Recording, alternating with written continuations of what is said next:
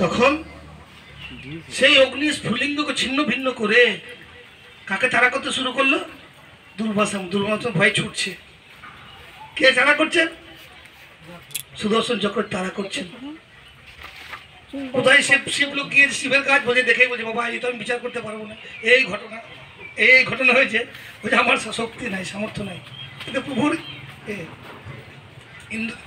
ইন্দ্রের কাছে গিয়েছে, দেখে বলছে বিচার তুমি করতে পারো। ঘটনা বলেছে এই ঘটনা, যে বিচার তো করতে পারবো না।